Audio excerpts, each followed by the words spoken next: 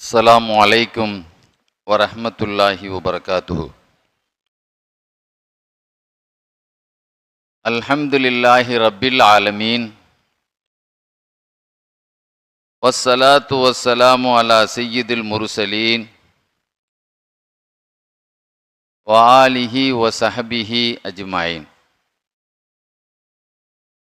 சுப்ஹானக லா இல்ம லனா இல்லா மா அல்லம்தனா இன்னக அன்தல் அலீமுல் ஹக்கீம்.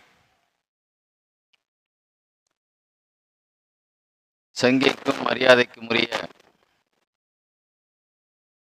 அல்லாஹுடைய நல்லடியார்களே, பெரியோர்களே, வரலாற்று சிறப்புமிக்க நாகூர் இங்கே அடங்கி கொண்டு இந்தியா முழுவதும் தன்னுடைய நேசர்களை ஈர்க்கக்கூடிய இறைநேச செல்வருடைய நினைவு தினத்திலே நாமெல்லாம் அமர்ந்திருக்கிறோம்.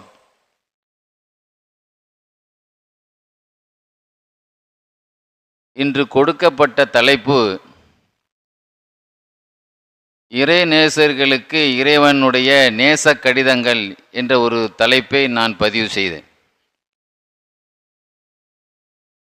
ஏன் இந்த தலைப்பை நாம் தேர்ந்தெடுத்தோம் என்றால், இறைநேசர்களுடைய வரலாற்றை நான் ஆய்வு செய்து பார்த்த பொழுது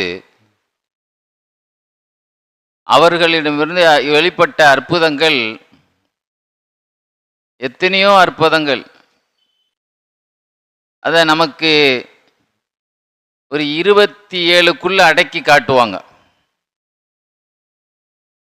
நபிகள் நாயகம் ஸல்லல்லாஹு அலைஹி வஸல்லம் அவர்களுடைய அற்புதங்களை எடுத்துக்கொண்டால் அவர்கள் எழுதிய கடிதம் கூட ஒரு அற்புதமாகத்தான் இருந்தது. எந்த அளவு என்று சொன்னால், இமாம் ஷாஃபி ரஹ்மத்துல்லாஹி அலைஹி சொல்லுவாங்க, ரசூலுல்லாஹ்வுடைய கடிதத்தை ஹிர்கல் மன்னர், ரோமானிய மன்னர் சீசர் கஸ்தூரியில் அதை போட்டு பாதுகாத்தார். ஆப்பிரிக்காவுடைய மன்னர் நஜாஷி அவர்கள் அந்த கடிதத்தை தன்னுடைய அரசாங்கத்திலே யானை தந்தத்தால் செய்யப்பட்ட ஒரு பெட்டியில் வைத்து பாதுகாத்தார். அந்த கடிதத்தை எடுத்து பார்லிமெண்ட்ல வாசித்து விட்டு சொன்னார், இந்த கடிதத்தை நீங்க சாதாரணமாக நினைச்சிடாதீங்க. லன் தஸாலுல் ஹபஷா பிகைர் மாதாம ஃபீக்கும். இந்த ஆப்பிரிக்கா நாட்டிலே அருள்கள் இறங்கி கொண்டே இருக்கும். இந்த கடிதம் இந்த கருவூலத்தில் இருக்கும் காலமெல்லாம் அப்படின்னு சொன்னார். அதுபோல ரோமானிய மன்னருடைய அந்த அரசாங்க கருவூலத்திலும் அந்த பெட்டியிலே இருந்தது. அபூபக்கர் சித்திக் ரலியல்லாஹு அன்ஹு ஆட்சி காலத்தில் அரசாங்கத்தில் இருந்து ஒரு தூதுவரை அனுப்பி வச்சிருந்தாங்க. அப்பொழுது அங்கு சென்றவர் அங்கிருந்து அரசாங்கத்தில் அந்த கருவூலத்திலிருந்து ஒரு பட்டு போர்த்திய ஒரு தங்க பெட்டியை தீட்டு வந்தாங்க.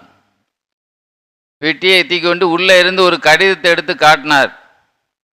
அந்த அரசாங்க ரோமானிய மன்னருடைய அந்த அரசு ஊழியர்கள், அரசாங்க அதிகாரிகள் காட்டிட்டு சொன்னாங்க, இந்த கடிதத்தை பார்த்துட்டு, இந்த கடிதத்தை நாங்கள் வாழையடி வாழையாக பரம்பரையாக ரசூலுல்லாஹ்வுடைய காலத்திலிருந்து நாங்கள் அதை பாதுகாத்துட்டு வர்றோம். எதுக்கு தெரியுமா? லா யஸாலுல் முல்கு அன்னா மாதாம் மஹாதல் கிதாபு இந்தனா அப்படின்னு சொன்னார். இந்த கடிதத்தை நாங்கள் மரியாதையோடு ஏன் வச்சுட்டு வர்றோம்னா, இந்த கடிதம் எங்கள் நாட்டில் இருக்கிற வரைக்கும் எங்கள் நாட்டுக்கு என்ன ஆட்சி போவே செய்யாது. இன்னைக்கும் பாருங்க, கிறிஸ்துவர்கள் ஆட்சியும் இன்னைக்கு தான் அவங்க தான் வல்லரசா இருக்காங்க. அந்த அளவிற்கு பெருமானாருடைய கடிதம் ஒரு அற்புதமாக திகழ்ந்தது.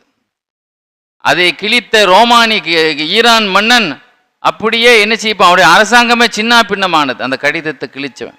இப்படி பெருமானாருடைய அற்புதங்களில் ஒரு அத்தியாயம் கடிதத்திலேயே வெளிப்பட்டது. அதுக்காக ஒரு தலைப்பு, எனக்கு தலைப்பு இறைநேசர்களாலும் கடிதத்திலே பெருமானாருக்கு எப்படி அற்புதம் வெளிப்பட்டதோ அதே மாதிரி நீங்க பாருங்க, உமர் ரலியல்லாஹு எடுத்துக்கங்க, பூவோடு சேர்ந்த நாரும் மணக்கும் சொல்லுவாங்க.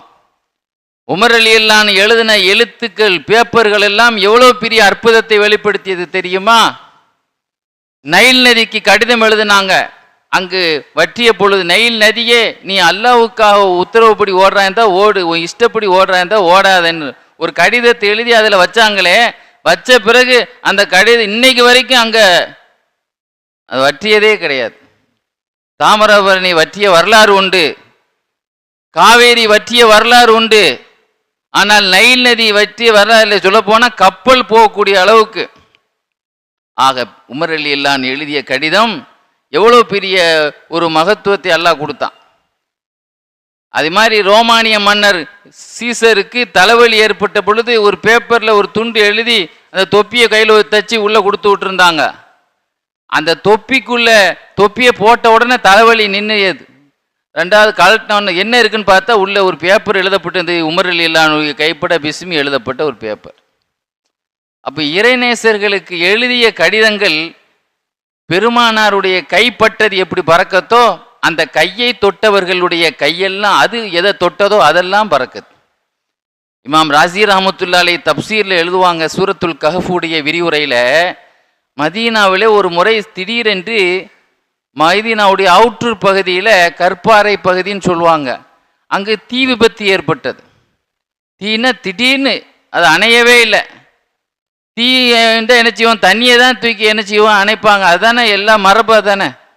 உடனே உமர் ரலியல்லாஹு என்ன செய்தாங்க, ஒரு கடிதத்தை எழுதி அந்த நெருப்பில் போட சொன்னாங்க. உடனே அணைஞ்சு போச்சு. எப்படிப்பட்ட அவங்களுடைய எழுத்துக்கள் அல்லாஹ் தஆலா அப்படி ஒரு அங்கீகாரம் உள்ளது. இது ஒரு புறம். இறைநேசர்கள் அவர்கள் எழுதிய ஒரு கடிதத்துக்கு முக்கியத்துவம் இருந்த மாதிரி இறைநேசர்களுக்கு அல்லாஹ்வுடைய தொடர்பும் இருந்தது. பல்வேறு தொடர்பு, இதயத்தில் எப்படி நல்ல விஷயங்களை உதிக்க செய்த மாதிரி, அவங்க வாக்கை அல்லாஹ் செல்வாக்கு உள்ளதாக ஆக்கின மாதிரி, அவங்க பார்வையை அல்லாஹ் ஒரு அகப்பார்வை உள்ளதாக ஆக்கின மாதிரி, அவங்க தொட்டதெல்லாம் தொடங்க வச்ச மாதிரி அல்லாஹ் அவங்களுக்கு அல்லாஹ்வுடைய தொடர்பு பல்வேறு வகையில் இருந்தது. அதில் ஒரு தொடர்பு தான் கடித தொடர்பும் இருந்திருக்கிறது. நீங்கள் பார்த்தீங்கன்னு சொன்னால், பசரா நகரில் வாழ்ந்த ஹிஜ்ரி 125 வஃபாத்தானவர்கள் தான் ஹபீபுல் அஜமி ரலியல்லாஹு தஆலா அன்ஹு. பசரா நகரில் அடங்கி இருக்கக்கூடிய ஹபீபுல் அஜமி ரலியல்லாஹுடைய வரலாறு பார்த்தீங்கன்னா எத்தனையோ அற்புதங்கள் எழுதியிருப்பாங்க. அதில் ஒரு அற்புதம் என்னான்னு சொன்னால், அவங்களுடைய காலத்தில் நடந்த மிகப்பெரிய விஷயங்களில் ஒன்று, ஹபீபுல் அஜ்மி ரஹ்மத்துல்லாஹி அலைஹி தர்மம் கொடுத்தால் அந்த தர்மத்திலையும் ஒரு அற்புதம் இருக்கும். அவர்களுடைய காலத்தில் சோவியத் ரஷ்யாவிலிருந்து ஒரு மனிதர் வந்தார் பசராவுக்கு. அவர் சொந்த நிலத்தை எல்லாம் விட்டுட்டு நம்ம பசராவில் போய் குடியேறலாம். ஏன்னா அனஸ் ரலியல்லாஹு அன்ஹு மதீனாவில் ரசூல்லா கூட இருந்தாங்க. ரசூல்லா ஒஃபாத்தான பிறகு பசரா நகரில் போய் அங்கேயே ஒஃபாத்தாயிட்டாங்க. ஆஹிரு மன் மாத்த மின ஸஹாபத்தி ஃபில் பசரா, பசராவிலே கடைசியாக ஒஃபாத்தான சஹாபி அனஸ் ரலியல்லாஹு அன்ஹு. 102 வயசு அவங்களுக்கு. அந்த பசரா நகர் சஹாபாக்களை குடியேறிய ஊர் அல்லவா. அந்த தன்னுடைய சொந்த நிலத்தை எல்லாம் வித்துட்டு ஒரு 10,000 வெள்ளியை கொண்டு வந்து பசரா நகரில் குடியேறுவதற்காக வந்தார். ஒரு யார், ஒரு குராசான், சோவியத் ரஷ்யாவை பகுதியை சார்ந்தவர். புகாரி இமாம்லாம் அந்த ஏரியாவுக்காரவங்க தான். வந்தவர் என்ன செய்தார், பொஞ்சாதியும் அவரும் ஹஜ்ஜுக்கு போனாங்க. ஹஜ்ஜுக்கு போகும்போது நம்மள்கிட்ட ஒரு 10,000 ரூபாய் இருக்கு, இந்த 10,000 ரூபாயை ஒரு நம்பிக்கையான ஒரு ஆள்கிட்ட கொடுத்துட்டு போகலாம். அப்புறம் வந்து நம்ம ஹஜ்ஜுக்கு போயிட்டேன். அந்த காலத்தில் பேங்கு கிடையாது, ஒரு ஆளை நம்பி தான் கொடுப்பாங்க. அப்போ உடனே என்ன செய்யறதுன்னு சொல்லிட்டு சொன்னாங்க, நீங்கள் ஹபீபுல் அஜ்மி அவங்கள்ட்ட கொடுங்கன்னு என்று சொல்லப்பட்டது. அவங்கள்ட்ட வந்தாங்க. வந்து சொன்னாங்க, எங்களுக்கு ஒரு 10,000 ரூபாய் எங்கள்கிட்ட இருக்குது, எங்களுக்கு ஒரு அழகான ஒரு வீடு பாருங்கள், அந்த அதுக்காக உங்கள்கிட்ட அந்த ரூபாயை தரோம், கிடைச்சா அந்த வீடு பாருங்கள், இல்லைன்னா அந்த ரூபாயை வச்சுக்கோங்க, நாங்கள் வந்து வாங்கிக்கிறோன்னு சொல்லி ஒப்படைச்சிட்டு போயிட்டாங்க. அவங்க ஹஜ்ஜுக்கு போயிட்டாங்க, புருஷன் முஞ்சாதியும் ஹஜ்ஜுக்கு போயிட்டாங்க. போன பிறகு ஹபீபுல் அஜ்மி ரஹ்மத்துல்லாஹி அலைஹி தன்னுடைய சஹாக்களோடு ஆலோசனை நடத்தினாங்க. அந்த சமயத்தில் கடுமையான பஞ்சம். இப்போ எப்படி மழை வெள்ளம்னால மக்களுக்கு தொழில் முடக்கம் எப்படி எத்தனை ஆயிரம் அரசாங்கம் 6000 என்று மெட்ராஸுக்கு அறிவித்தாலும் ஒரு 6000ஆல் நம்முடைய நஷ்டத்தை இது பண்ண முடியுமா? எத்தனையோ கார்கள் சில நேரத்தில் அடிச்சிட்டு போயிருது. அப்போ அதனால் கடுமையான பஞ்சம். அதனால் ஆலோசனை நடத்தினாங்க, நாம் என்ன செய்வோம், இந்த காசை அப்படியே இந்த பஞ்சத்தில் பாதிக்கப்பட்டவங்களுக்கு நாம் ஒரு சேவையாக அந்த காசை நம்ம தர்மமாக கொடுத்துடலாம் அப்படின்னு சொல்லி இவங்க சொல்ல.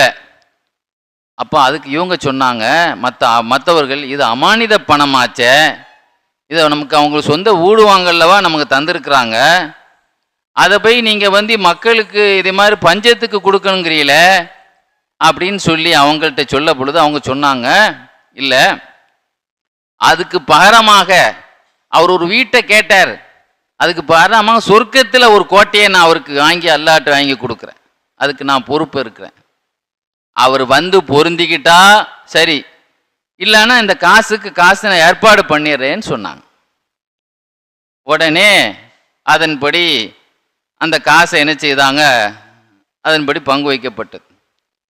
ஹஜ்ஜுக்கு முடிச்சிட்டு வந்தவங்க இவங்கள்ட்ட கேட்டாங்க, ஒன்று காசை தாங்க அல்லது வீட்டை காட்டுங்க அப்படின்னு சொன்ன உடனே சஸ்பென்ஸாக சொன்னாங்க, உங்களுக்கு நான் ஒரு இடத்த பார்த்துருக்கேன், அந்த இடத்துல மாளிகைகள் இருக்கிறது, பல்வேறு மரங்கள், பல்வேறு வகையான ஊற்றுக்கள், நதிகள் ஓடக்கூடிய ஒரு பயங்கரமான ஒரு பங்களாவை, ஒரு இடத்த உங்களுக்கு நான் வாங்கியிருக்கேன் அப்படின்னு சொன்ன உடனே அவங்க எப்படி ஃபீல் பண்ணாங்க, ஓ மன்னர்களுடைய பங்களா வாங்கியிருப்பாங்க போல தெரியுது, மன்னர்களுடைய பங்களா தான் பல கோட்டைகள் இருக்கும், மாளிகைகள்லாம் இருக்கும் போல தெரியுது அப்படின்ட்டு அவர் போய் பஞ்சாயத்தை போய் ரொம்ப சந்தோஷமாக சொன்னார்.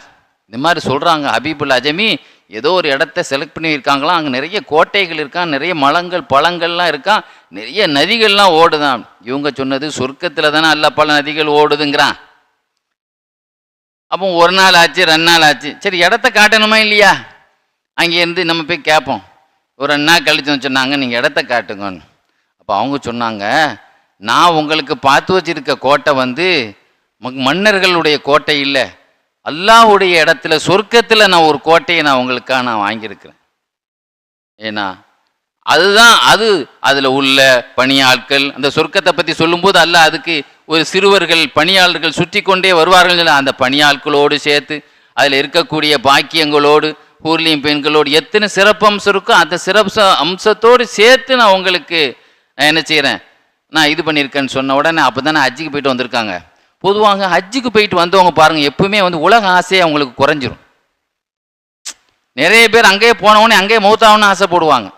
அப்போ அந்த ஃபீலிங்கில் சொர்க்கத்துக்கா அப்படின்னோடனே அவங்களுக்கு கோபம் வரல, சொல்ல போனால் முதல்ல விட ரொம்ப சந்தோஷம் அதிகமாகி பொஞ்சாதித்தை போய் சொன்னாங்க, சொர்க்கத்திலேயே நமக்கு ஒரு கோட்டையை.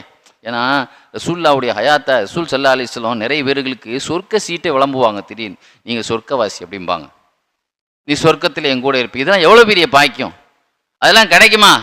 அஷ்ரத்துல் முபஷரா சுவனத்தை கொண்டு சோனத்தினுடைய அந்த கார்டு வாங்கினவங்க அவங்கெல்லாம், நம்மளாம் ஐடி கார்டு வச்சுருக்காங்களா, ஸ்பெஷல் கார்டு நிறைய வச்சுருக்காங்கல்ல, அது மாதிரி சோவன கார்டு வாங்கினவங்க.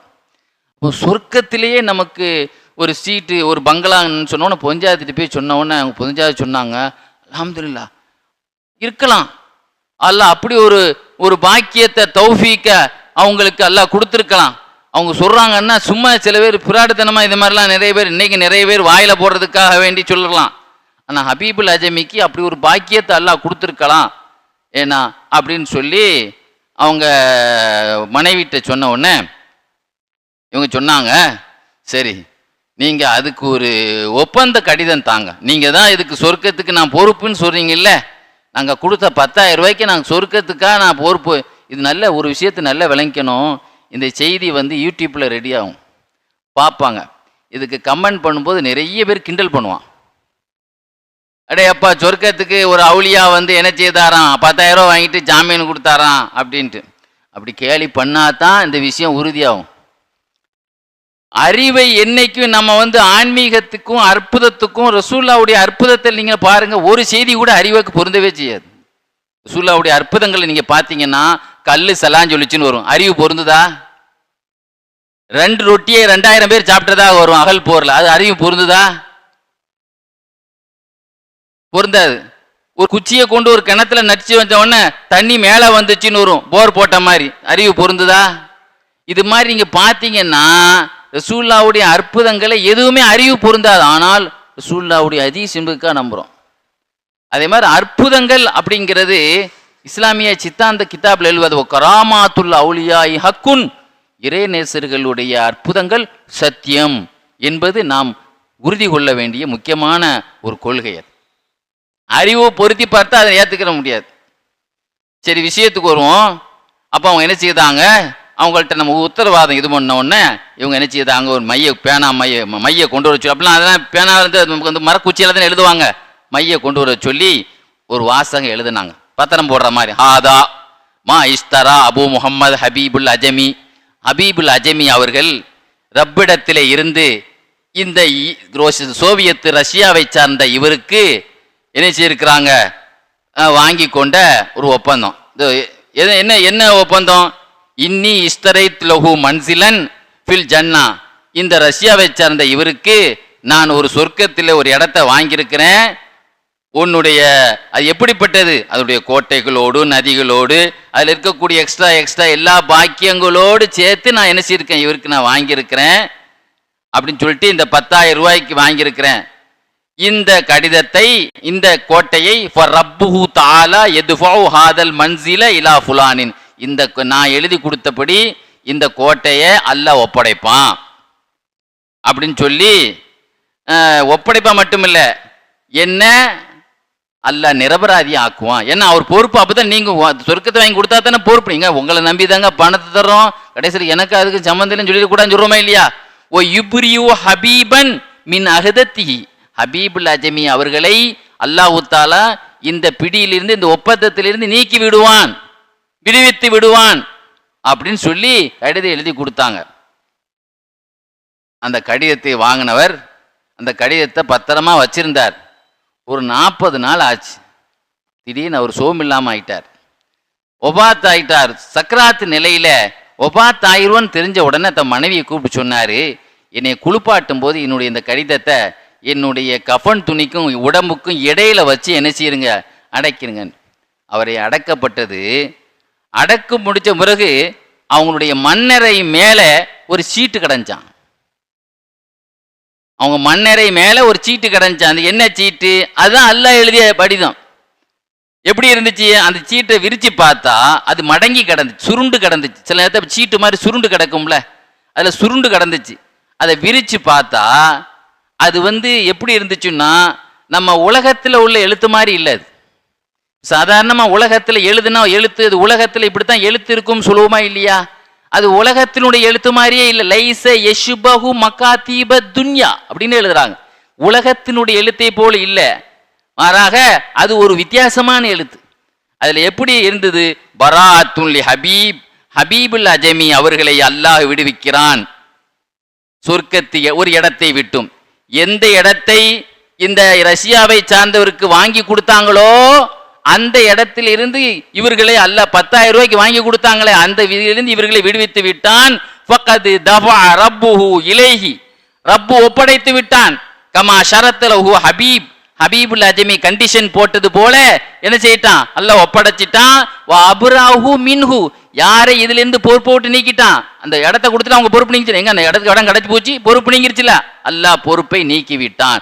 அப்படிங்கிற இது எதுலே இருந்துச்சு அந்த பேப்பர். அதை தூக்கிட்டு அப்படியே அழுதுகிட்டு தன்னுடைய சீடர்கள்ட்ட வந்து சொன்னாங்களாம், என் ரப்பு என்னை நிரபராதி ஆக்கிட்டான், என் ரப்பு என்னை அந்த 10,000 ரூபாய் கொடுத்து அவர் நிரபராதி ஆக்கிட்டான். அவர் மண்ணறை மேலேயே அந்த அதிசயம் நடந்தது. இது ஒரு கிதாப் இல்லை, இது தமிழ் புக்கில் பார்த்ததில்ல. நீங்க ஆன்மீக கிதாபு எந்த கிதாப் எடுத்தாலும், ஸைனுத்தீனுல் மலபாரி கேரளாவை சார்ந்த ஸைனுத்தீன் மஹ்தூமி அவர்கள் எழுதிய இர்ஷாதுல் இபாதுல பார்க்கலாம். இது மாதிரி இமாம் யாஃபி இமாம் எழுதிய 500 வலிமார்கள் வரலாறு எழுதியிருப்பார், அதை இந்த செய்தியை பார்க்கலாம். அதே மாதிரி தப்சீர் ரூஹுல் பயான்ல இந்த செய்தியை நீங்க பார்க்கலாம். இப்படி பல வரலாற்றுகள் எழுதப்பட்ட ஒரு விஷயம் இது. அப்படின்னா அதை எத்தனை நூற்றாண்டாக இன்னைக்கு அந்த கிதாப் வச்சிருப்போம். இது கதைன்னு சொல்லி என்னைக்கே வெட்டப்பட்டிருக்குமே அந்த செய்தி. அதே மாதிரி இன்னைக்கு இந்தியாவிலே இஸ்லாத்தை கொண்டு வந்த கதாநாயகர் யார் தெரியுமா? மாலிக் இப்னு தீனார் ரஹ்மத்துல்லாஹி அலைஹி அவர்கள்தான் அவங்களுடைய பள்ளிவாசல் அவர்கள் கெட்டின பள்ளி இன்னைக்கு இருக்குல்லவா, மாலிக் இப்னு தீனார் பள்ளி காசர்கோடில் இருக்குல்லங்க. இந்தியாவுக்கு இஸ்லாத்தை கொண்டு வந்தவங்க மாலிக் இப்னு தீனார் ரஹ்மத்துல்லாஹி அலைஹி ஒரு நாள் என்ன செய்தாங்க, பஸ்ராவில் போயிட்டு இருந்தாங்க. போயிட்டு இருக்கும்போது தன்னுடைய அந்த செய்தியை சொல்றவர் யார், ஜாஃபர் இப்னு சுலைமான் சொல்லுவாங்க. நானும் மாலிக் இப்னு தீனார் ரஹ்மத்துல்லாஹி அலைஹியும் ஒரு பஸ்ரா நெருல போயிட்டு இருக்கும்போது ஒரு ஒரு கோட்டையை ஒரு வாலிபர் கட்டிட்டு இருந்தார். அந்த கோட்டை அவரே ரொம்ப ஆண் அழகனா இருந்தார். இது அப்படி செய்ப்பா, இது இப்படி செய்ப்பான்னு சொல்லி அந்த ஓனர் வந்து சொல்லிட்டு இருப்பாங்கல்ல, அதை மாதிரி இதை அப்படி கொண்டு வா, இதை இப்படி கொண்டு வான்னு சொல்லிட்டு இருக்கார். என்னைக்குமே இறைநேசர்களுக்கு அல்லாஹ் ஒரு அகப்பாறையை கொடுத்துருப்பான். இவங்களுக்கு அந்த வாலிபரை பார்த்த உடனே அல்லாஹ் எவ்வளோ அழகான ஒரு வாலிபர், ஏன்னா அவங்க சொன்னாங்க, என் மனசு இவரை அல்லாட்ட கேட்டு சொர்க்கத்து வாலிபராக இவரை ஆக்கணும்ன்ற மனசு தோணுது அப்படின்னு சொன்னாங்க. தன்னுடைய ஜாஃபர் இப்னு சுலைமான் அவர்கிட்ட சொல்றாங்க, இந்த மனிதரை பார்த்தா நான் இவருக்காக அல்லாட்ட பிரார்த்தனை பண்ணி இவர் சொர்க்க வாலிபர்களில் இருக்கணும் அப்படிங்கிறதுக்காக நான் ஆசைப்படுறேன் அப்படின்னு சொல்லிட்டு அவர் பக்கத்திலே போனாங்க. இவங்க ரெண்டு பேரும் பேசிக்கிட்டே தான் பக்கத்தில் போய் சொன்னாங்க, இதுக்காக எவ்வளோ ரூபா நீங்கள் செலவு பண்ணுறீங்க அப்படின்னு. கிட்டத்தட்ட 1 லட்சம் ரூபா. 1 லட்சம் வெள்ளி நான் இந்த கோட்டைன்னா இது வந்து கோட்டை, அது 1 லட்சம் வெள்ளி நான் செலவு பண்ணுறேன் அப்படின்னு சொன்ன உடனே அப்போ அவங்க சொன்னாங்க, இதை விட சிறந்த கோட்டை, சிறந்த கோட்டைன்னு சொன்னால் அது சாதாரணமானதல்ல அப்படின்னு சொல்லி இந்த சொர்க்கத்தில் என்னென்ன அம்சங்கள் இருக்கோ அத்தனையும், அதோடைய தோட்டங்கள், மரங்கள், ஊர்லேயும் பெண்கள் எல்லாத்தையும் போனாங்க. அத்தனையும் சிறப்பு அம்சம் உள்ள ஒரு சொர்க்கத்து கோட்டையை நான் உங்களுக்கு தரேன், அந்த காசை எனக்கு தெரியுங்களா அது அப்படின்னு சொன்ன உடனே எனக்கு ஒரு நைட்டு டைம் தாங்க. அந்த வாலிபர் என்ன சொன்னார், எனக்கு ஒரு நைட்டு டைம் தாங்க அப்படின்னு சொல்லிட்டார். நாங்கள் போயிட்டோம். ஆனால் மாலிக் இப்னு தீனார் ரஹ்மத்துல்லாஹி அலைஹி சஹர் நேரத்தில் துவா செய்துக்கிட்டே இருந்தாங்க.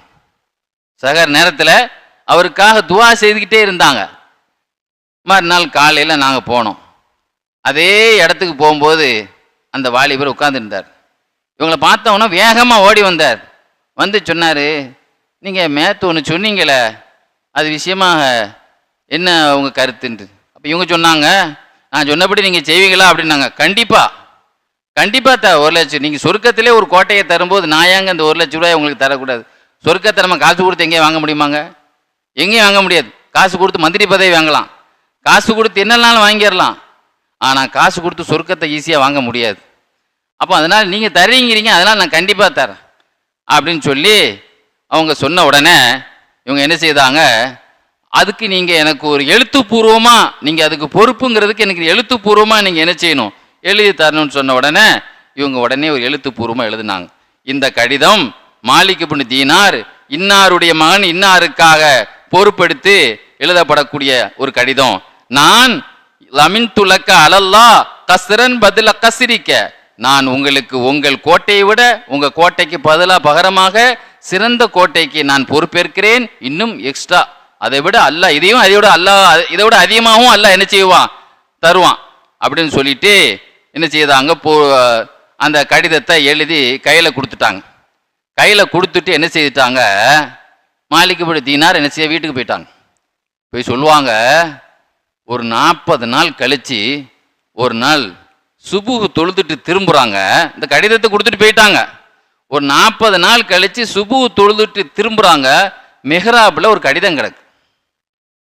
மெஹ்ராபில் ஒரு கடிதம் கிடக்கு. அந்த கடிதத்தில் மையே இல்லாமல் எழுதியிருக்கு. அது எப்படின்னு கேட்காதீங்க, மையே இல்லாமல் எப்படி எழுத முடியும் அப்படின்ட்டு. மை இல்லாமல் எழுதப்பட்டிருக்கு.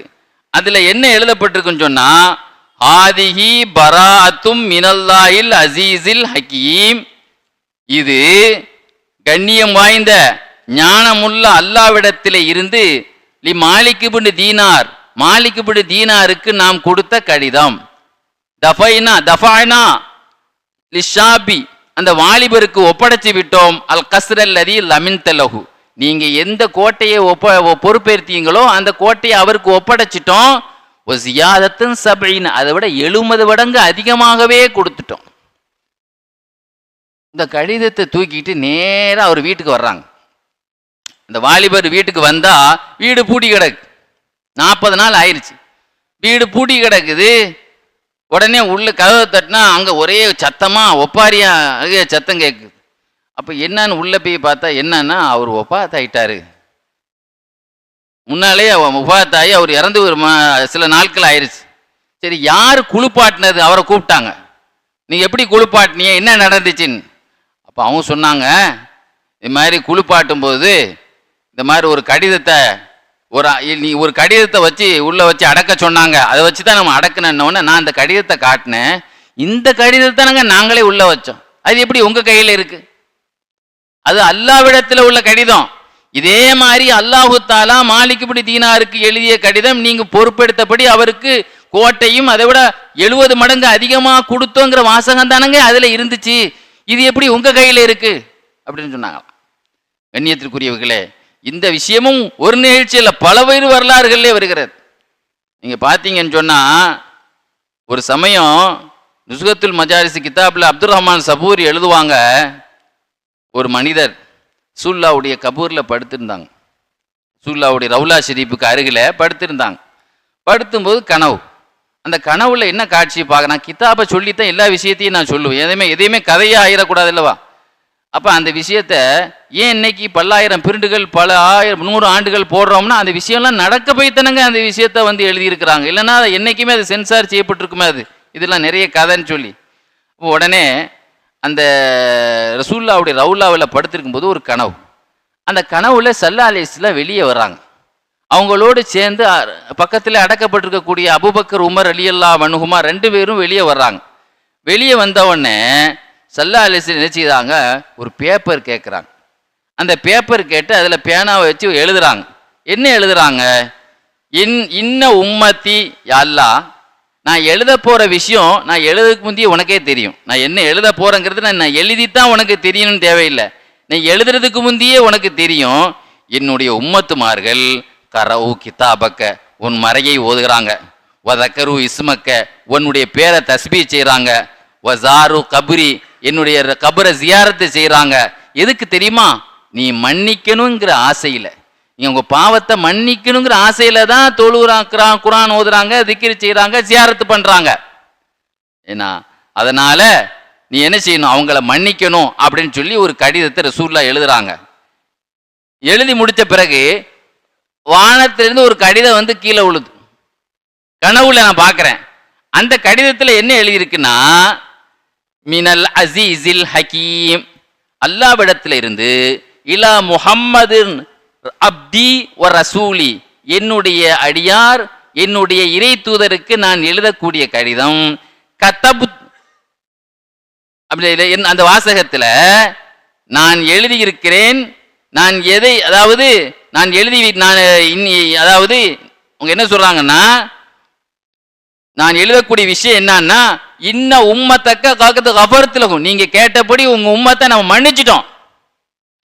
இது ரசூலுல்லாஹ்வுடைய கனவு. ரசூலுல்லாஹ் ஹதீஸ்ல சொன்னாங்க, என்னை கனவில் கண்டவர் நினைவிலே கண்டார். கனவுல ஒரு செய்தியை பார்த்தீங்கன்னா அது நினைவிலே நடக்கிற மாதிரி தான். அப்போ கனவுல அந்த கடிதம் வந்துச்சுன்னா நினைவிலே வந்த மாதிரி தான். சுஃபியானி சௌரி ரஹ்மத்துல்லாஹி அலைஹி சொல்லுவாங்க, நான் ஒரு சமயம் அரஃபாவுக்கு போயிருந்தேன். அவங்கெல்லாம் வருஷம் எப்படி மெட்ராஸுக்கு போகிற மாதிரி ஹஜ்ஜுக்கு போவாங்க. நினச்சா மெட்ராஸுக்கு போகிற மாதிரி இல்லையா, அதை மாதிரி ஹஜ்ஜுக்கு போவாங்க. ஒரு சமயம் அரஃபாவில் இருக்கும்போது, போதும் இவ்வளோ தடவை வந்தாச்சே, இன்ஷா அல்லாஹ் நீ பார்த்து கொடுவோம் அப்படிங்கிற மாதிரி, நீ வர வேண்டாம் அப்படிங்கிற நியத்து வச்சேன். அப்போ அந்த சமயத்தில் எனக்கு முன்னால் ஒரு பெரியவங்க வந்தாங்க. உன் நீயத்தை மாற்றிக்க, உன் எண்ணத்தை மாற்று அப்படின்னு என்னை பார்த்து சொன்னாங்க. அப்போ நான் கேட்டேன், நான் இந்த மாதிரி அரஃபாவுக்கு நீ வர வேண்டாம் அப்படின்னு நியத்து வச்சது உண்மைதான், ஆனால் உங்களுக்கு எப்படி தெரியாது? அப்போ அல்லாஹ் எனக்கு அதை உதிக்க செய்தான், உங்கள் மனசில் நீங்கள் நினைச்சதை எனக்கு உதிக்க செய்தான் அப்படின்னு சொல்லிட்டு அரஃபா மைதானத்தினுடைய ஒரு சிறப்பை அந்த பெரியவங்க என்கிட்ட சொன்னாங்க. சுஃபியான் சௌரி என்ன சொல்கிறாங்க, அரஃபாவில் போய் அல்லாஹ் தஆலா ஒரு ஆளுக்கு அந்த பாக்கியத்தை தரான்னா அது சாதாரண விஷயம் இல்லை அப்படின்னு சொல்லிட்டு அந்த பெரியவங்க என்கிட்ட சொன்னாங்க. நான் ஒரு கனவு கண்டேன். அந்த கனவுல கியாமத்து நாள், இந்த கியாமத்து நாள் நடக்க ஏற்படுற மாதிரி, அப்போ நரகம், சொர்க்கம், சிராத் முஸ்தகிம் பாலம், மீசான் என்கிற நன்மை தீமை நிற்கக்கூடிய தட்டு எல்லாம் சேர்ந்து அல்லாஹ்ட்ட சொல்லுது, யா அல்லாஹ் என்னுடைய கடும் குளிரையும் என்னுடைய வெப்பத்தையும் நீ ஆஜிகளிலே வைப்பாயாக என்று. ஏன்னா நரகம் சொன்னா, நரகம் சொல்வது நீங்க வழங்கிடக்கூடாது, நெருப்பு மட்டும் தெரிஞ்சு சொல்ல முடியாது. ஐஸ் மூலமாக கடுமையான ஐஸ் கட்டி வச்சு ஒரு ஆள் அதாவப்படுத்துறமா இல்லையா? அதுவும் அங்க உண்டு. அப்ப என்னுடைய அந்த குளிரையும் என்னுடைய நெருப்பையும் ஹாஜிகளுக்கு நீ வைப்பாயாக என்று அந்த சிராத்து முஸ்தகீம் பாலம் நன்மை தீமை இருக்கிற திராசு நரகமெல்லாம் கத்தும்போது அல்லாஹ் சொன்னானா, அவங்கள விட்டுட்டு வேற ஆள்கிட்ட கேளுங்க, ஏன்னா அவங்க அரஃபாவிலே ரொம்ப வெப்பத்தை அனுபவித்து விட்டார்கள். நீ பாருங்க, மதீனாவில் எவ்வளோ குளிர். எங்கள் ஊர்ல இருந்து ஒரு பொம்பளை உம்ராவுக்கு போய் அதிலே இறந்து போயிட்டாங்க. இப்போ ஒரு வாரம் தான் ஆச்சு, குளிர் தாங்க முடியாம மூச்சு. அப்போ அவர்கள் அந்த குளிரை என்ன செய்தார்கள், அந்த அரஃபாவிலே பல கஷ்டத்தை. இன்னைக்கெல்லாம் அரஃபாவில் டென்ட் போட்டிருக்கு. இதுக்கு முன்னால் உள்ளவங்கலாம் போங்க வெயிலில் தான் கிடக்கணும். இப்போம்லாங்க ஒரு 10-15 வருஷமா தானங்க டென்ட் போட்டு சாப்பாடுலாம் கிடைக்கிது. முன்னாலாம் ஒரு ஆள் சொன்னார், நான்லாம் பாறையில் அப்படி வெயில் மண்டையை பிளக்கிற மாதிரி இடத்துல நாங்கள் படுத்தோம், மண்டையே பிளந்துரும் போல தெரியுது அப்படிங்கிற கஷ்டப்பட்டு நாங்கள் படுத்தோன்னு ஒரு ஆள் சொன்னார். என் கூட ஹஜ்ஜிக்கு வந்தவரே சொன்னார். என் கூட ஹஜ்ஜிக்கு வந்தவரே சொல்றாரு, நான் முதல்ல ஹஜ்ஜிக்கு வரும்போது இந்த டென்டே கிடையாதுங்க, எனக்கு அந்த நேரத்தில் தலையே வெடிச்சிரும் போல தெரிஞ்சுது, அவ்வளோ வெயிலில் நான் படுத்து கிடந்தேன்னு சொன்னார். அப்போ அந்த உஷ்ணத்தை அவங்க தாங்கிட்டாங்க, அதனால அவங்கள கேட்காத என்று அந்த அந்த கடிதத்தில் என்ன என்று அவர் சொன்னார். அந்த அந்த அது துவா செய்யும் பொழுது இவங்க என்ன செய்தாங்க, அல்லாஹ் பதில் சொன்னா, நான் முழிச்சிட்டேன், இது கனவு தானே, முழிச்சிட்டா என் கையில ஒரு வரி எழுதப்பட்டிருக்கு. என்ன வரி எழுதப்பட்டிருக்கு, மன் வக்கஃப பி அரஃபாத் வ ஸாரல் பைத வ ஷஃபாத்துஹு ஃபீ 70 மின் அஹ்ல பைத்திஹி. யார் அரஃபாவிலே தங்கி விட்டார்களோ, காபத்துல்லாவை யார் ஜியாரத்து செய்தார்களோ, அவர்கள் குடும்பத்தில் 70 பேர்களுக்கு சொர்க்கத்தின் அப்ரூவ்டு கிடைச்சிடும். சொர்க்கத்தில் அப்படின்னு சொல்லி யார் கையில, என் கையிலேயே. அல்லாஹ் எப்படி கடிதங்கிறது பேப்பர்ல வரணும்னு தேவையில்லை, அல்லாஹ்வுடைய மெசேஜ் கையிலே. இப்ப நமக்கு செல்லிலேயே மெசேஜ் ஒரு ஆள் பேசி அனுப்புறோமா இல்லையா? சில பேருக்கு ஒவ்வொரு ஊரில் போன் மூலமா வருது, செல் மூலமா மெசேஜ் வருதுல. அப்போ கை லேப்டாப் மாதிரி கையே அவங்களுக்கு அல்லாஹ் அந்த வரியை அவங்க கையில எழுதி கொடுத்தான் என்று ஒரு செய்தி எழுதியிருப்பாங்க. அதே மாதிரி நீங்க பாருங்க, அதாவது அபு அப்துல்லாவுல் தாலிதி, மேற்கத்திய நாட்டை சார்ந்த இறைநேச செல்வர் அபு அப்துல்லா தாலிதி சொல்லுவாங்க, நான் ஒரு சமயம் ஹஜ்ஜுக்கு போனேன். நம்மெல்லாம் ஹஜ்ஜுக்கு போறோன்னு வைங்களேன், நம்ம எந்த அதிசயத்தையும் நம்ம கண்ணில் தெரியறது இல்லை. ஆனால் இறைநேசர்களுக்கு ஹஜ்ஜில் தான் நிறைய அதிசயங்கள் வெளிப்படும். அவங்க சொல்லுவாங்க, அபு அப்துல்லா தாலிதி சொல்லுவாங்க, எனக்கு நான் பார்த்தேன் பல்வேறு அற்புதங்கள். எந்த அளவுனா, காபா என்ன முத்தம் விட்டுச்சு, காபா என்ன கட்டி பிடிச்சிது, காபா என்ன கட்டி பிடிச்சிது, காபா என்ன முத்தமிட்டது. சொல்ல போனா அல்லாஹ் சொல்றானே, அங்கு நிறைய பரக்கத்துகளை ஃபீஹி ஆயாத்தும் பையினாத், அங்கு பரக்கத்துகளை நிறைய இருக்குன்னு. அது மாதிரி நான் அந்த பரக்கத்துகளை பார்த்தேன். எந்த அளவு பரக்கத்துன்னு சொன்னா, பாலைவனம் முழுவதும் பரக்கத். நம்ம கண்ணில் வெறும் பாலைவனம் மணல் தான் கண்ணில் தெரிஞ்சுது, ஆனா அங்க பாலைவனம் முழுவதும் பரக்கத்து நிரம்பி வழிந்தது. அந்த பரக்கத்து என்ன வச்சு தான் அல்லாஹ் வெளிப்படுத்தினான். என்ன வச்சுன்னு சொன்னா எனக்காகத்தான் வெளிப்படுத்தினான், என்கிட்ட உள்ளதுதான். எனக்கு காபாவினுடைய, அதாவது உள்ளபடியாக விளங்கினவங்களுக்கு தான் அதிசயம் நடக்கும். ஆன்மீகன்னா நிறைய பேர் ஆன்மீகன்னா தொழுகிறது ஆன்மீகம் அப்படி விளங்குறான். காபத்துல்லாவினுடைய இதை எப்படி அந்தரங்கத்தில் விளங்கணுமோ அப்படி விளங்கி காபாவுக்கு வந்ததுனால தான் அல்லாஹ் எனக்கு இந்த அற்புதத்தை வெளிப்படுத்தினான். எதையுமே விளங்கி அல்லாஹ்வை விளங்கி தொழுது அந்த தொழுகைக்கு உயிர் இருக்கும், அப்படித்தானே? அதே மாதிரி அந்த காபாவுடைய முகத்துவத்தை, அதனுடைய யதார்த்தத்தை விளங்கி வந்ததுனால காபா என்னைய வரவேற்றது, காபா எனக்கு முத்தமிட்டு. சொல்ல போனா எங்க கூட சேர்ந்து ஆம்பளைங்களும் பொம்பளைங்களும், உயரமான ஆம்பளைங்க உயரமான பொம்பளைங்க, வானம் வரைக்கும் இருக்கு, காலு தரையில் இருக்கு, தலை வானத்தை தொட்டுட்டு இருக்கு. அப்படிப்பட்ட மனிதர்களும் பொம்பளைங்களும் எங்க கூட சேர்ந்து சுத்தினாங்க. யார் தெரியுமா? மலக்குமார்கள். பொம்பளை யாரு? ஊர்லயும் பெண்கள். காலில் தலையில வச்சுட்டு தலை வானத்தை தொடுற பொம்பளை இந்த உலகத்துல யார் இருக்கா? அப்படி ஒரு பொம்பளை எங்கேயா இருக்கு? அப்போ ஊர்லையும் பெண்களும் என்னை கொண்டு சுத்தினாங்க. மட்டும் இல்லாம நல்லோர்களுடைய ஆன்மாக்கள் ரூஹானியங்கள் எங்க கூட சேர்ந்து சுத்தியது, அதெல்லாம் என் கண்ணுக்கு தெரிஞ்சது. எந்த அளவுன்னா, ஒரு அரசனுக்கு முன்னால ஒரு அடிமை எப்படி நிற்பாரோ அது போல அந்த ரூஹானியத்துகள் எல்லாம் எனக்கு முன்னால அப்படியே அடிபணிந்து இருந்தது. இப்படி பல்வேறு அற்புதங்களை நான் என்ன செய்யதான் பார்த்தேன் அப்படின்னு சொல்லிட்டு, அது நான் தவாஃப் செய்து முடிச்ச உடனே ஒரு வானவர் எனக்கு ஒரு சீட்டு கொண்டு தந்தார். அதுதான் நம்ம கிளைமாக்ஸ். இன்னைக்கு தலைப்பு அதுதான் சொல்லுவார். எல்லாம் முடிஞ்ச பிறகு அந்த அற்புதத்தினுடைய கடைசியா இதை சொல்லுவாங்க. எல்லாம் முடிஞ்ச பிறகு, ஹஜ்ஜி முடிச்ச பிறகு, நான் தவாஃப் செய்து முடிச்ச பிறகு என்ன, ஜானி மலக்குன், ஒரு வானவர் வந்தார், பி கிதாபின் ஒரு கடிதத்தை கொண்டு வந்தார். கபூலில் ஹஜ்ஜி மின் ரப்பில் ஆலமீன், உங்க ஹஜ்ஜி ஒப்புக்கொள்ளப்பட்டவது, இது ரப்பிடத்திலே வந்த உங்களுக்கு ரிப்ளை அப்படின்னு சொல்லி ஒரு லெட்டர் தந்துட்டு போனார் அப்படின்ற அற்புதத்தோடு இந்த செய்தியை யூசுபுன் நபஹானி தன்னுடைய வழிமார்களுடைய அற்புத களஞ்சியத்தில் கடைசியாக இந்த கடிதத்தை சொல்லி முடிப்பாங்க. இதுக்காகத்தான் பல விஷயத்தை சேர்த்து சொன்னேன். அதே நீங்க பாருங்க, 1500 வழிமார்களை எழுதியிருக்கிறாங்க யூசுபுன் நபஹானி. ஒரு 400 வருஷத்துக்கு முந்தைய உள்ளவங்க தான். ஒரு 300, இப்போ நம்ம பாஷா நாயகத்துடைய பிறப்பு ஒரு 400 சொச்ச வேதனை இருக்கும். இது மாதிரி ஒரு 400 வருஷத்துக்கு முந்தைய உள்ளவங்க தான். அவங்க சொல்லுவாங்க, யூசுப் இப்னு அபூபக்கர் தைமி அப்படிங்கிற ஒரு பேர்ல ஒரு இறைநேசரை எழுதுவாங்க.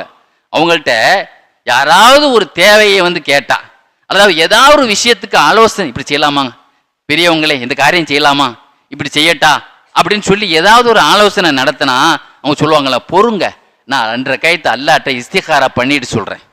இன்னும் சொல்லுவாங்களா, அவங்கள்ட்ட யாராவது ஏதாவது ஒரு விஷயத்தை பத்தி ஒரு தேவையா முறையிட்டாலோ அல்லது ஏதாவது ஒரு ஆலோசனை அவங்கள்ட்ட கேட்டாலோ அவங்க என்ன செய்வாங்களாம், கொஞ்சம் பொறுங்க நான் அல்லாஹ்ட்ட 2 ரக்காயத்து தொழுதுட்டு நான் இஸ்திகாரா பண்ணிட்டு சொல்றேன், இஸ்திகாரா பண்ணிட்டு சரி அப்படிம்பாங்களாம், அல்லது வேண்டாம் அப்படிம்பாங்களாம்.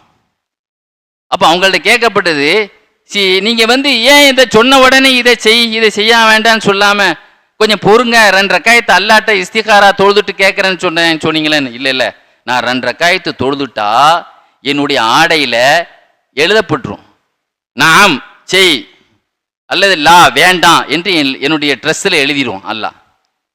என்ன சொல்லுவாங்க பார்த்தீங்களா, அந்த மெசேஜ் எழுத்து அல்லாஹ் எழுதிடுவான். அதை பார்த்துட்டு தான் செய்யுங்க, அல்ல செய்யாதேன்னு நான் சொல்லுவேன். எவ்வளோ பெரிய தொடர்பில் இருந்தவங்க பாருங்க. இன்னொன்னில் மிஸ்ரி ரஹமத்துல்லாஹி அலைஹி சொல்லுவாங்க, ஹஜ்ஜில் ஒரு மனிதரை பார்த்தேன். அவர் மக்காம இப்ராஹிம் என்ற இடத்துல, இந்த மக்காம இப்ராஹிம் என்ற இடத்துல கடைசியாக நம்ம தவாஃபுல் விதா விடைபெறக்கூடிய தவாஃபு செய்வோம் இல்லை, வீட்டில் சாமானையெல்லாம் கெட்டி வச்சுட்டு தானுங்க காபத்துல்லாவை தவாஃப் செய்துட்டு அது சுற்றிட்டு போய் நிற்கவே கூடாது, நேராக கிளம்பிடணும், அதுதான் அதோட முக்கியம். ஆனால் அப்புறம் அந்த தவாஃபு கடைசி விடைபெறக்கூடிய தவாஃபுல் விதா செய்துட்டு 2 ரக்காய் தொழுதுட்டு போக வேண்டியது தானே. தொழுதுட்டு திரும்ப தொழுதுட்டு 2 ரக்காய் தானுங்க தொழணும். ஆனால் அந்த 2 ரக்காயத்து தவாஃபுடைய சுண்ணத்தை நிறைய தொழுதுட்டு இருக்கார். நான் அவரை கூர்ந்து கவனிச்சுட்டு சொன்னேன், ஏங்க இவ்வளோ நேரம் தொழுகிறீங்களா, இன்னும் கிளம்பலையான்னு. இல்லை அனுமதியை எதிர்பார்த்து காத்து இருக்கிறேன். என்ன அனுமதி? இல்லையா, அல்லாட்ட இருந்து நீ போ அப்படிங்கிற அனுமதியை எதிர்பார்த்துட்டு இருக்கேன். அனுமதி வருமா? ஆமாம். அவர் சொல்லிட்டு இருக்கும்போதே வானத்திலிருந்து ஒரு கடிதம் விழுந்துச்சுங்க. அந்த கடிதத்தில் என்ன எழுந்துச்சு தெரியுமா? மினல் அசீஸில் கஃபூர் இலல் அப்தில் சாதிகி ஷக்கூர். அதாவது நன்றியுள்ள உண்மையான அடியாருக்கு மன்னிக்கக்கூடிய ஆண்டவன்ட்ட இருந்து வந்த கடிதம்.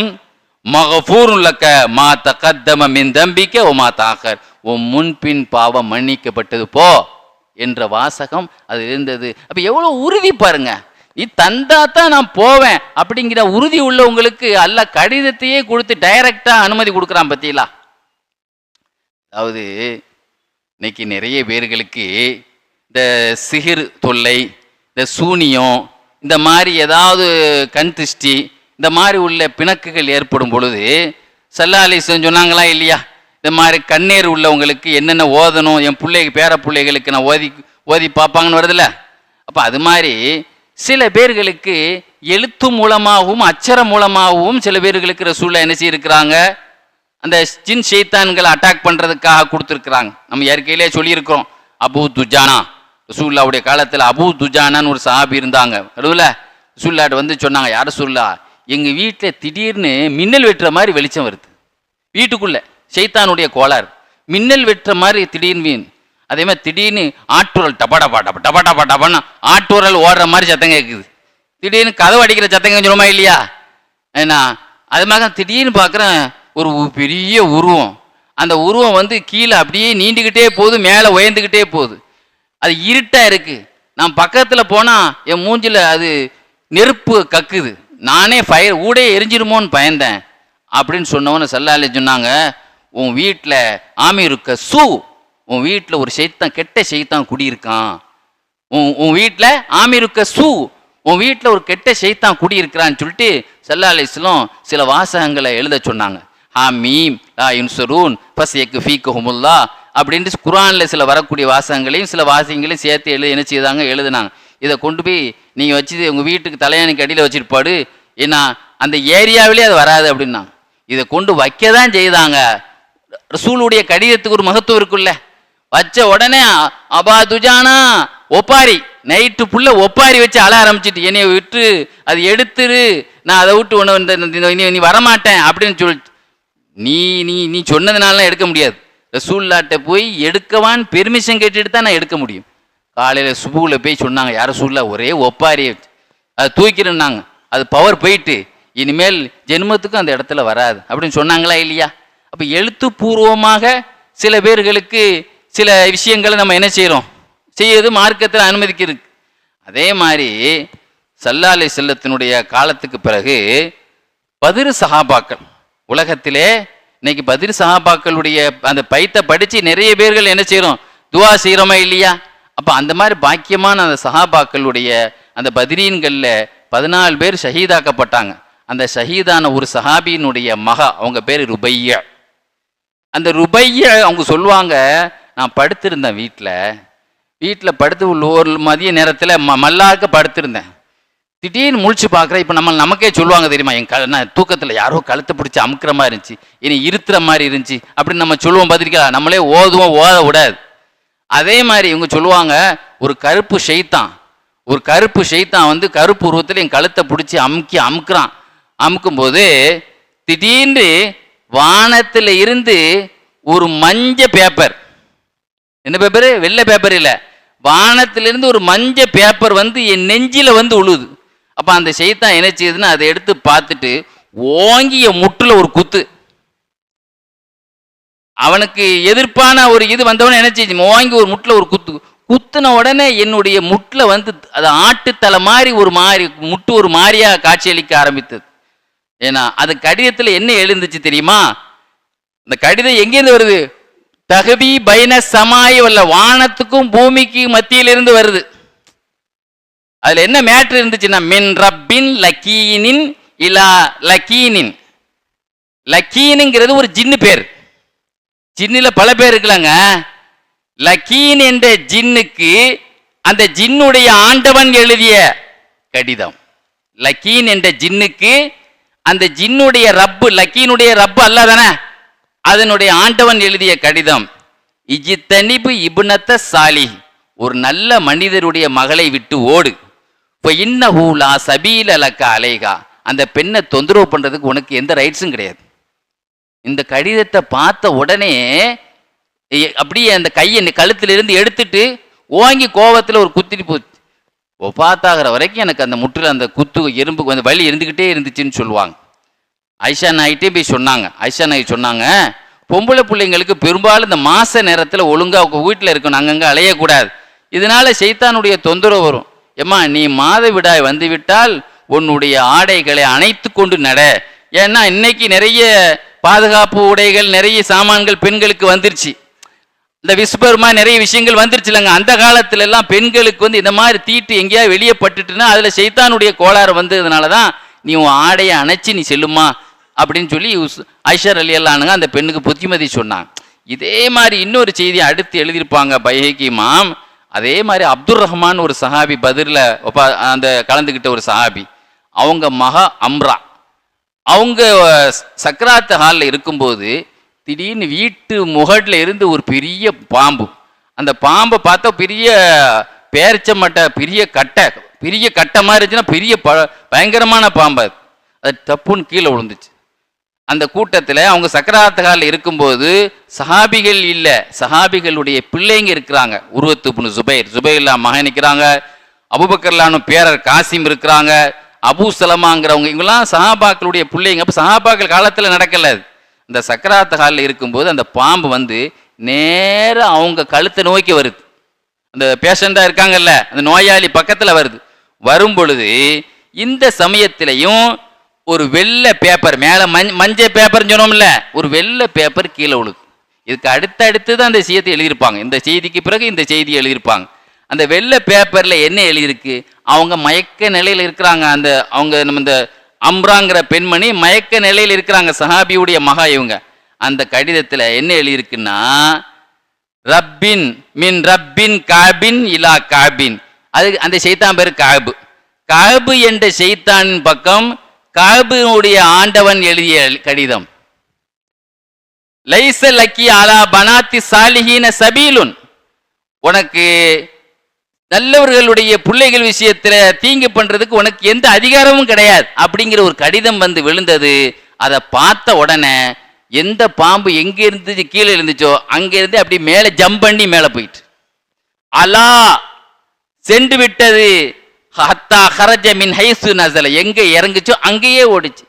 இப்படி பாருங்க, இந்த மாதிரி பாதுகாப்புகளுக்கு எத்தனையோ விஷயங்களை இமாம் இப்ப சமீபத்தில் தான் அஹமது கபீர் ரிஃபாயி நாயகத்தினுடைய விசேஷங்கள் நடந்தது, நமக்கு தெரியும்.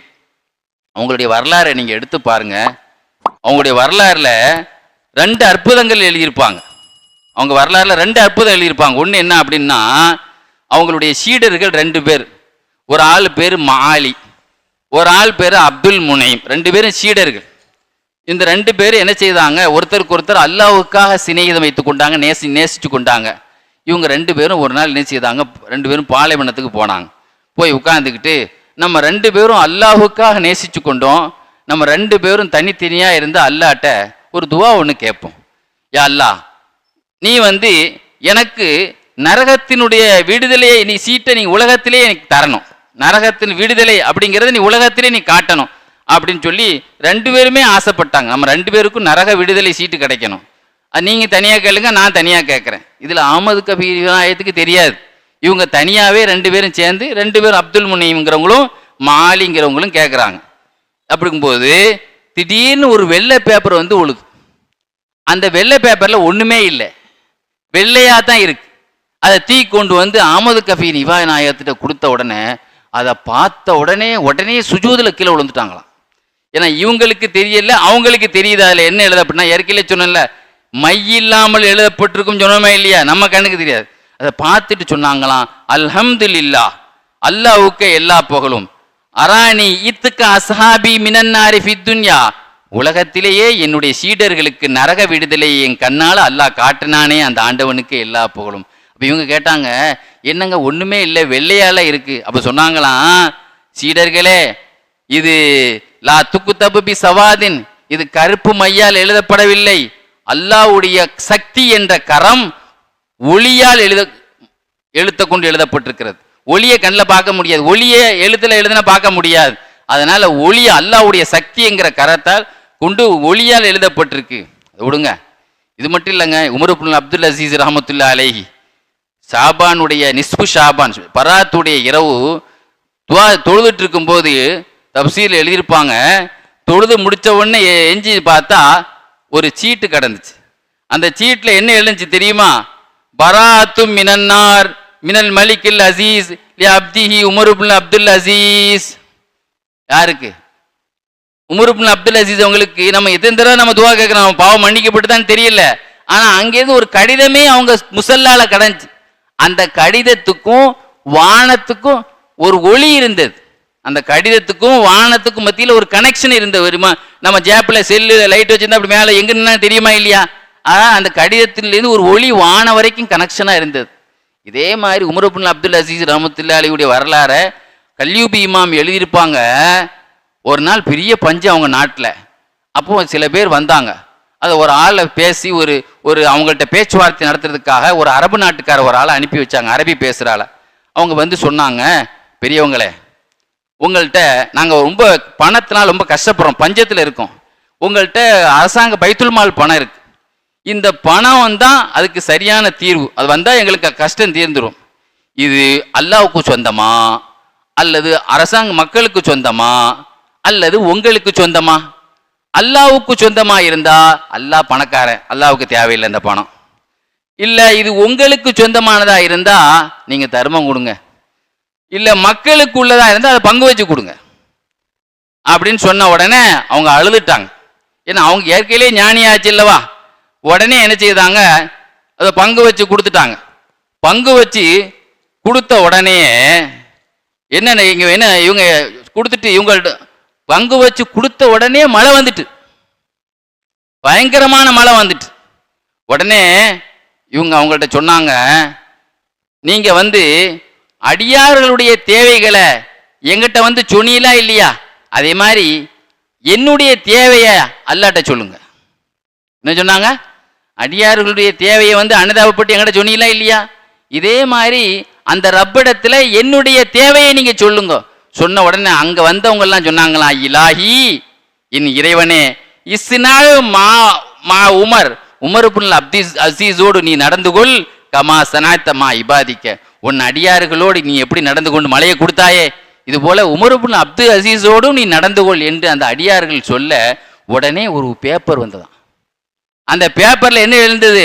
மினல் ரப்பின் அசீஸ் மினல் அசீஸில் ஹக்கீம் இல்லா உமருபுல் அப்துல் அசீஸ், அவர்களுக்கு அல்லாஹ்விடத்தில் இருந்த கடிதம், அவர்கள் நரகத்திலிருந்து விடுதலையானவர்கள் என்று ஒரு கடிதம் இருந்தது. அதே மாதிரி நீங்க பாருங்க, இர்ஷாதுல் இபாத் என்ற கிதாபில் எழுதியிருப்பாங்க ரசூலுல்லாஹ்வுடைய ஸலவாத்துடைய சிறப்பை பத்தி. அது ரொம்ப முக்கியமானது. ஏன்னா நம்ம ஸலவாத்துக்கு நமக்கு ரொம்ப தொடர்பு வச்சிருக்கிறோமா இல்லையாங்க. ரசூலுல்லாஹ்வுடைய ஸலவாத்துடைய சிறப்பை பத்தி எழுதும்போது எழுதுவாங்க, ஹல்லாத் இப்னு கசீர்னு ஒரு பெரியவங்க இருந்தாங்க. அவங்க பேரு ஹல்லாத் இப்னு கசீர். அவங்க சக்கராத்தில் இருக்கும் பொழுது ஒரு சீட்டு விழுந்துச்சான் வானத்திலிருந்து. அந்த சீட்ல என்ன எழுந்துச்சு? பராஅத்தும் மினன்னார் லி ஹல்லாத் இப்னு கசீர். ஹல்லாத் இப்னு கசீர் அவர்களுக்கு நரக விடுதலை. எப்படின்ட்டு எங்க சக்கராத்து காலில் இருக்கும் பொழுதே அந்த சீட்டு விழுந்தது. அப்போ அவங்களுடைய ஃபேமிலிகிட்ட கேட்கப்பட்டது, இப்படி ஒரு பாக்கியம் இவங்களுக்கு கிடைச்சிருக்க, இவங்க அமல் என்ன அப்படின்னு சொன்ன உடனே அவங்களுடைய குடும்பத்தினர்கள் மனைவி மக்கள் சொன்னாங்களாம், இவங்க என்ன செய்வாங்கன்னா வெள்ளிக்கிழமை வந்துட்டா 1000 தடவை அல்லாஹும்ம சல்லி அலா முஹம்மதின் நபியில் உம்மி, அல்லாஹும்ம சல்லி அலா முஹம்மதின் நபியில் உம்மி அப்படின்னு சொல்லி 1000 தடவை வாரம் கரெக்டாக சொல்லிடுவாங்க. அந்த ஒரு ஸலவாத்தினால தான் இவங்க சக்கராத் முடிவு, எவ்வளோ பெரிய முடிவு பாருங்க. இதே செய்தியை நான் யூசுப் நபுகான் ரஹ்மத்துல்லாஹி அலைஹி இவங்க பேர் சொல்லி எழுதிட்டு சொல்லுவாங்க, இவங்க உம்மா, யாருடைய உம்மா? இந்த ஹல்லாத் இப்னு கசீருங்கிற சொன்னோம்ல, இவங்க உம்மா இருக்காங்களே, இவங்க ஒரு செய்தியை இவங்கள்ட்ட சொன்னாங்க. என்ன சொன்னாங்க? மகனே, எங்க வாப்பா ஒரு ஆள் இருந்தாங்க, அவங்க பேரு முஹம்மத். எங்க வாப்பா, அவங்க உம்மா சொன்ன செய்தி. யாரு? இவங்கள்ட்ட அவங்க உம்மா சொன்ன செய்தி. எங்க வாப்பா இருந்தாங்க, அவங்க பேரு உம்மா முஹம்மது. அவங்க என்ன செய்தாங்க? சொல்லியிருக்காங்க தன்னுடைய பிள்ளைகள்கிட்ட, நான் இறந்துட்டா என்னுடைய கஃபன்ல ஒரு மஞ்ச பேப்பர் விழும். என்னது? யார் சொன்னா? ஹல்லாத் இப்னு கசீருடைய உம்மா சொல்றாங்க, எங்க வாப்பா இவங்களுடைய பாட்டனார், உம்மாவுடைய வாப்பா, விளங்குதா? அவங்க வசியத்து பண்ணியிருக்காங்க, நீங்க இதா மித்து, நான் ஒபாத் ஆயிட்டா, சக்கத்த அலா கஃபனி, என்னுடைய கஃபன் துணியில விழும், வக்காத்துன் ஹல்ரா, ஒரு பச்சை பேப்பர் விழும். அந்த பச்சை பேப்பர்ல எப்படி எழுதியிருக்கும்? ஹாதிஹி பராத்து முஹம்மதில் ஆமிலு பி இல்மிஹி, கற்ற கல்வியை கொண்டு அமல் செய்த முஹம்மது அவர்களுக்கு நரக விடுதலை என்று எழுதப்பட்டிருக்கும் அப்படின்னு சொன்னாங்க. அதே மாதிரி விழுந்தது. அந்த பேப்பரை எங்க வாப்பாவுடைய நெஞ்சில வச்சு அவங்கள அடக்கப்பட்டது. அந்த எழுத்தினுடைய வித்தியாசம் எப்படி தெரியுமா? இவங்க ஒரு எழுத்தை இப்படி பார்க்குறேன்னு வைங்களேன், இது வெளியில பார்த்தா ஒரு மாதிரி இருக்கும், இதை திருப்பி பார்த்தா அந்த பக்கம் தெரியும், இந்த பக்கம் தெரியாது. அப்படித்தானே இருக்கும். ஒரு பேப்பரை நீங்க வெளிரங்கத்தில் பார்க்கும்போது நம்மளை பார்த்து பார்க்கும், திருப்பிட்டா அது எது பக்கம் தாங்க இருக்கும். ஆனா அந்த பேப்பர் எப்படி இருந்துச்சுன்னா வெளிரங்கமாகவும் பார்க்கலாம், அப்படி திருப்பி உள்ரங்கமாகவும் பார்த்தாலும் ஒரே மாதிரி இருக்கும். இப்படி ஒரு வித்தியாசமான ஒரு கடிதம் ஹல்லாத் இப்னு கசீர் அவர்களுக்கு வந்தது என்று எழுதி காட்டுவாங்க. இதே மாதிரி நீங்க பார்த்தீங்கன்னு சொன்னா தப்சீர்ல எழுதியிருப்பாங்க,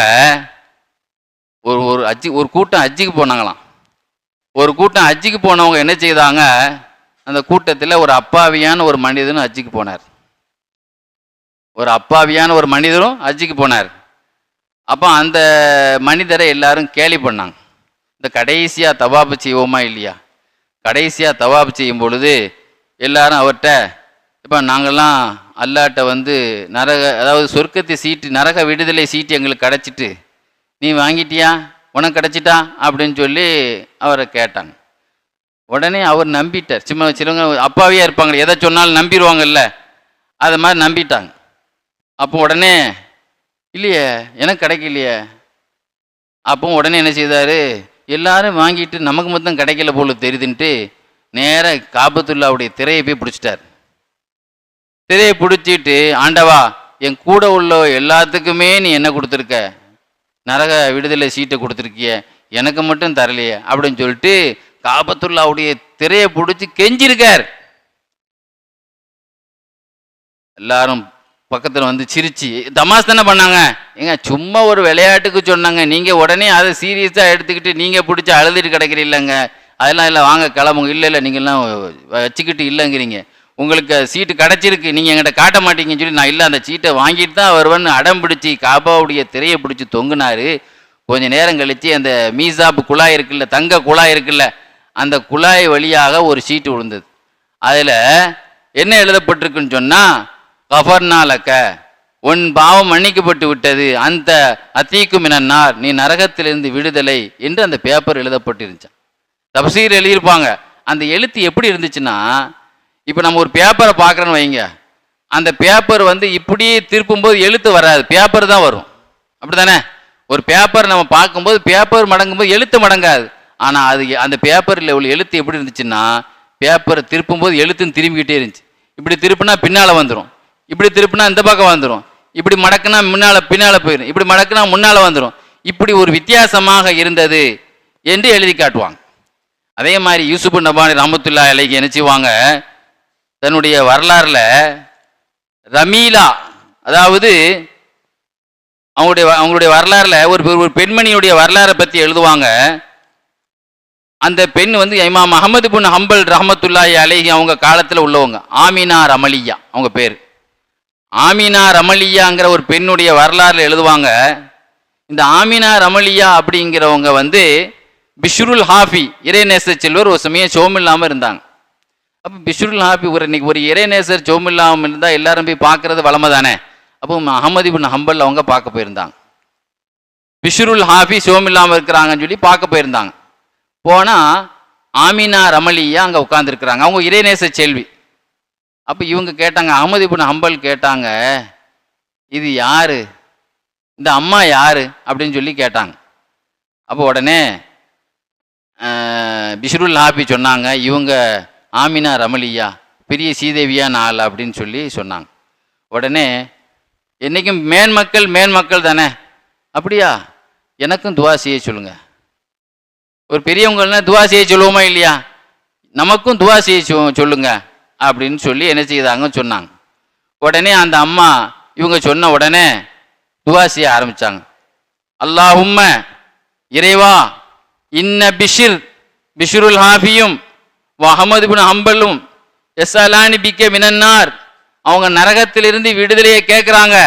அஜிருஹுமா யா ரஹ்மர் ராஹிமீன், இந்த ரெண்டு பேரையும் நீ நரகத்திலிருந்து விடுதலை ஆக்குன்னு சொல்லி ஆமினா ரமலியா அவங்க ரமலாங்கிற ஊர்ல இருந்து பிஷ்ருல் ஹாஃபியை பார்க்க வந்திருக்காங்க. அதனால தான் ரமலியானா உங்க சொந்த ஊர் ரமலியா, நாகூரி அப்படின்னு சொல்கிறோமா இல்லையா, ரமலியாங்கிற ஊர். அப்போ துவா செய்தாங்க. அஹமது பின் ஹம்பல் சொல்கிறாங்க, இந்த துவாவுடைய எஃபெக்ட் எப்படி இருந்துச்சுன்னு சொன்னால், நான் நைட் நேரத்தில் ஒரு கனவுல பார்த்தேன், என் பக்கம் ஒரு வானத்திலிருந்து ஒரு சீட்டு இறங்குது. அந்த சீட்டில் எழுதப்பட்டிருக்கு, பிஸ்மில்லாஹிர் ரஹ்மான் ரஹீம், கது ஃபால்னா தாலிக்க ஒலிதைனா மசீத், நாம் அதை செய்தோம், அதை நாம் உங்களுக்கு செய்தோம், எக்ஸ்ட்ராவும் செய்தோம். அந்த அம்மா உங்களுக்கு என்ன கேட்டாங்களோ அதையும் செய்தோம், எக்ஸ்ட்ராவும் செய்தோம்னு சொல்லி கனவுல ஒரு பேப்பர் வந்ததையும் அதை நான் படித்து பார்த்தேன்னு சொல்கிறாங்க. அதே மாதிரி அஹமதுல் கபீர் இபாய் நாயர் இருக்காங்களே, அவங்களுடைய ஷீடர், அவங்க பேர் ஜமாலுத்தீன். அவங்க பேர் எல்லா அஹமது கபீர் இபாயத்துடைய உருசில் எல்லாருமே இந்த செய்தியை சொல்லுவாங்க, நீங்கள் பரவலாக கேட்கலாம். ஜமாலுத்தீன் அவங்க வந்து ஒரு பெரிய பேச்சாளராக, பெரிய ஹத்தீபாக, அவைனா நகருங்கிறது அவங்க ஏரியா, அவைனா நகரத்தினுடைய ஹத்தீப் பேச்சாளராக இருந்தாங்க. இப்போ அவங்க வந்து இபாய் நாயகத்திட்ட வந்து சொன்னாங்க, எனக்கு ஒரு இடத்துல உங்கள் இஸ்மாயில் இப்னு அப்துல் முனிங்கிற ஒரு பெரியவங்கள்ட்ட ஒரு தோட்டம் இருக்குது, அந்த தோட்டம் எனக்கு வேணும், நிர்பந்தமாக எனக்கு வேணும், ஆனால் நீங்கள் வாங்கி தரணும், நீங்கள் சிபாரிசு செய்யணும் அப்படின்னு சொல்லி வந்து சொன்னாங்க. அப்போ சொன்னாங்க, மகனே நான் உங்களுக்கு வாங்கி தர்றேன் நானே கூட வந்து சிபாரிசு பண்ணி உனக்கு வாங்கி தரேன்ப்பா அப்படின்னு சொல்லி நேராக வந்தாங்க. வந்தது யார்கிட்ட வந்தாங்க? அந்த அவீனா நகரத்தினுடைய ஷேகா இருக்கக்கூடிய இஸ்மாயில் இப்னு அப்துல் முனியம்கிட்ட சொன்னாங்க, எப்பா உங்களுடைய தோட்டத்தை இவங்க கேட்குறாங்க, நீங்கள் கொடுங்க, நீங்கள் எவ்வளோ காசு கேட்டாலும் நான். அப்போ அவங்க சொன்னாங்க, இல்லை நான் தரலை, நான் கொடுக்கல, நான் கேட்குற தரேன் தான் நான் உங்களுக்கு தரேன். என்ன வேணும்? எனக்கு ஒரு சொர்க்கத்தில் ஒரு கோட்டை வேணும். சொர்க்கத்தில் ஒரு கோட்டை வாங்கி தெரியலா? அப்படின்னா கொடுக்குறேன், அப்படின்னா நான் தரமாட்டேன். ஒன்று நீ உலகத்தில் எதையாவது கேளப்பா, அதை விட்டுட்டு வேறு எதையாவது கேள், வேற எதுக்கும் நான் தரதா இல்லை, வேற எது கேட்டாலும் நான் தரமாட்டேன். அவங்க வயசுல கூண்டவங்க இல்லை, மகனேன்னு சொல்லி தான் அவங்களையும் சொல்றாங்க. அப்படி பார்த்தா ரெண்டு பேருமே சீடர் மாதிரி தான் தெரியுது. சரி, எனக்கு சொர்க்கத்து கோட்டை தந்தா தான் தோட்டத்தை கொடுப்பேன்னு சொன்ன உடனே அப்படியே கீழே குனிஞ்சிட்டாங்க. குனிஞ்ச உடனே அவங்க முகம் அப்படி மஞ்சளாக மாறிச்சு. கொஞ்ச நேரம் கழிச்சு அப்படி சிவப்பாக மாறிச்சு. ஏன்னா என்னைக்குமே வழிமார்கள் வந்து எல்லாத்துக்கும் முன்னால் ஒரு அற்புதத்தை அவ்வளோ சீக்கிரத்தையெல்லாம் வெளிப்படுத்த மாட்டாங்க. திடீர்னு தலையை தூக்கி சொன்னாங்க, நீ கேட்கறத நான் தர்றேன், நீ என்ன கேட்குற கொடு, சொர்க்கம் தானே அப்படின்னு சொல்லிட்டு, அப்படியா அப்போ அதுக்கு நீங்கள் என்ன செய்யணும், எனக்கு ஒரு ஒப்பந்த கடிதம் தரணும்னு சொன்னாங்க. அப்படியா அப்படின்னு சொல்லிட்டு ஒரு பேப்பரில் எழுதுனாங்க. இது மாதிரி அகமது ரிஃபாய், அபுல் ஹசன் அகமது ரிஃபாய் அவர்கள் இஸ்மாயில் இப்னு அப்துல் முனியம் அவர்களுக்கு எழுதி கொடுக்கக்கூடிய ஒப்பந்தம், அவர்களுடைய தோட்டத்தை சொர்க்கத்திலே உள்ள கோட்டைக்காக நான் என்ன செய்கிறேன், உத்தரவாதத்துக்காக வாங்குறேன். இதற்கு அலி ரலியல்லாஹு ஜாமீனாக இருப்பார்கள். எழுதுறாங்க, வலியுன் கர்ரமல்லாஹு வஜ்ஹஹு லாமினுன்.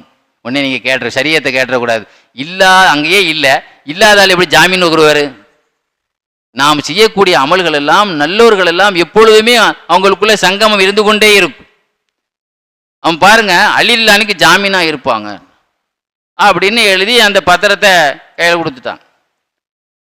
அவங்க அந்த இஸ்மாயில் அப்துல் முனியும் கொஞ்ச நாள்ல ஒபாத்தாயிட்டாங்க.